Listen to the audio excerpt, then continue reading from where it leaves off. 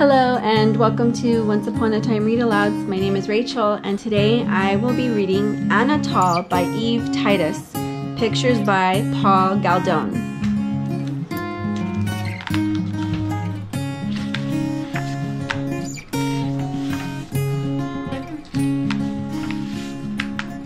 In all France there was no happier, more contented mouse than Anatole.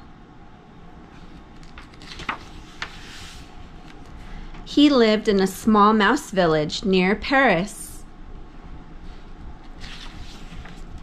with his dear wife Doucette and their 6 charming children, Paul and Paulette, Claude and Claudette, Georges and Georgette.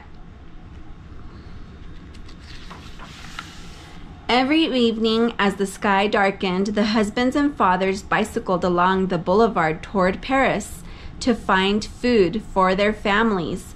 Once arrived, they entered people's houses through secret passageways known only to themselves. Anatole's partner was usually Gaston.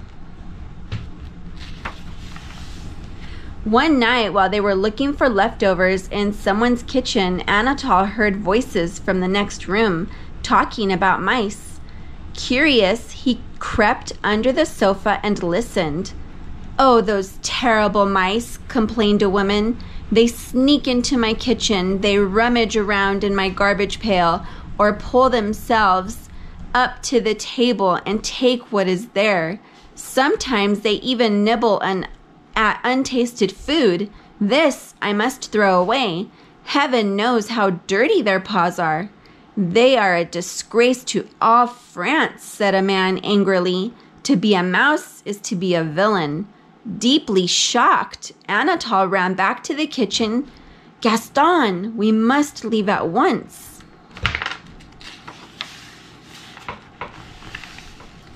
On the way home, Anatole, greatly upset, told his friend what had happened.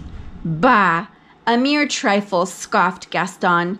"People are people, and mice are mice. Our loved ones must eat, and our only hunting grounds are people's homes." "But I never dreamed they regarded us this way," cried the unhappy Anatole. "It is horrible to feel scorned and unwanted. Where is my self-respect, my pride, my honor?" Gaston shrugged his shoulders indifferently. "Resign yourself, Anatole. C'est la vie." Doucette comforted him. "You are so right, Anatole," she said sadly. "If only we could give people something in return.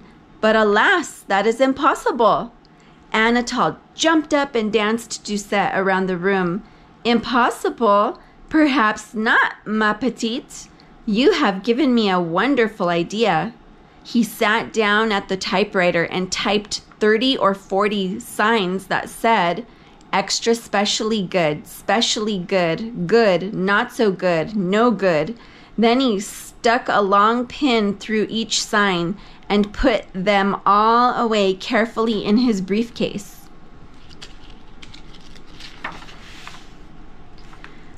Riding to Paris that evening, Anatole said, "Gaston, will you feel insulted if I go off alone after this? I have an idea that I must work on in secret." Gaston answered, "I am your friend, n'est-ce pas? A friend is never insulted. A friend has faith. Good luck." When they reached Paris, Anatole left the others and headed toward the business part of town. He parked his bicycle in front of the Duval cheese factory. He squeezed his small mouse's body easily under the door, not forgetting his briefcase. How heavenly it smelled inside. His sensitive nose sniffed many delicious cheeses: Camembert, Port, Salut, Bleu, Saint Marcelline, Roquefort, Brie. "Well," thought Anatole, "I mustn't stand here sniffing all night. There is work to be done." He hurried down one dark passageway after another until he found what he was looking for: the cheese tasting room. It was dimly lit, filled with long wooden tables. On them stood great mounds of cheese of all shapes and sizes. Without further delay, Anatole climbed up on the nearest table. First, he tasted a bit of camembert. Couldn't be better. He opened his briefcase, took out an extra specially good sign and pinned it on the cheese. The next one tasted much too sharp. He used a not-so-good sign and wrote something on it in pencil. Up and down the long rows of cheeses went Anatole for hours and hours, sniffing and tasting and pinning on signs. At last, his work was finished. Voila! Now the Duval factory will learn a thing or two. Mice are known everywhere as the world's best judges of cheese. And as for myself, I shall bring some home proudly, for I have honorably earned it. Good. Not creamy enough, Anatole. Not so good. Add more goat's milk, Anatole. Specially good. Another pinch of salt, Anatole. No good. Throw it away, Anatole. Good. Less black pepper, Anatole. Not so good. Needs more grated onion, Anatole. Extra specially good, Anatole. Specially good. Add a little vinegar, Anatole. No good, Anatole.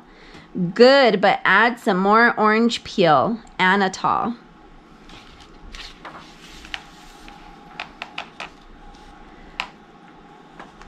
Next morning at the factory, there was a great excitement. Everyone wondered who had written the strange little signs. In marched Monsieur Duval himself. We'll soon see just how much this Anatole knows about cheese. He tasted some Roquefort. Touché, Anatole is right. This does need more orange peel. Now listen, all of you. Business has been none too good lately. We'll try making cheese Anatole's way and see what happens. Every night, Anatole left more of his little signs, and every day the cheese workers made more changes. Soon, business began to boom. The people of France demanded Duval cheese or no cheese at all. Orders poured in so fast that Monsieur Duval enlarged his factory and gave everybody a raise in salary. But he couldn't discover who was leaving the signs.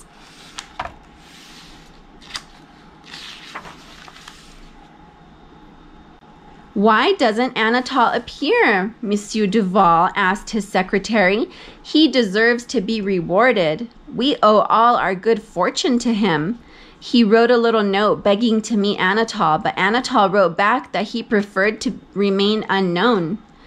Monsieur Duval even had every employee named Anatole come to his office for questioning, but each one denied that he had left the signs. It was no use. The secret remained a secret.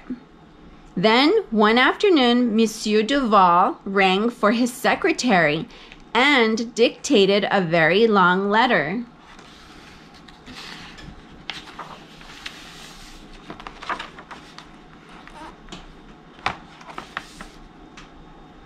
That night, Anatole found the letter.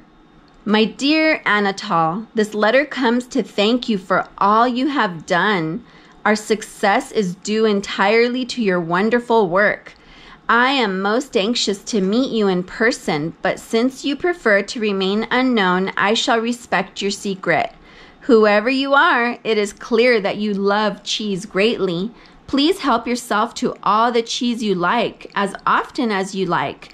Every night there will be some good French bread left here for you, and chocolate eclairs, and other dainties.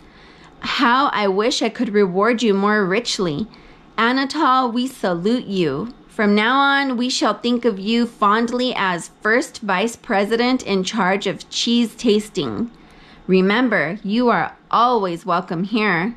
With every good wish for your happiness, your friend Henry Duval. When Doucette saw the letter, she said, "No more snooping around in strange people's houses for you. That's finished forever. You are the smartest mouse in the world." Paul and Paulette, Claude and Claudette, and Georges and Georgette climbed up on his chair and hugged him. "We are so proud. Our beloved Papa is now a respectable business mouse." The next day, Anatole invited Gaston to be his helper. The older mouse made a very deep bow. "Gladly will I join you."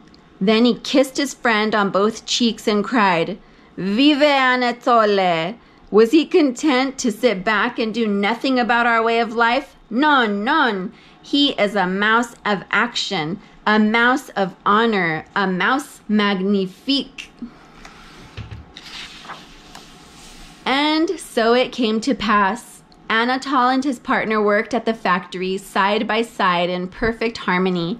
The secret stayed a secret always. So, if you should ever meet a mouse looking for leftovers, you will know at once that it cannot possibly be Anatole, the happiest, most contented mouse in all France. The end. Thank you so much for joining me today at Once Upon a Time Read Alouds. I hope you enjoyed today's story. All of the information about this book is in the description below.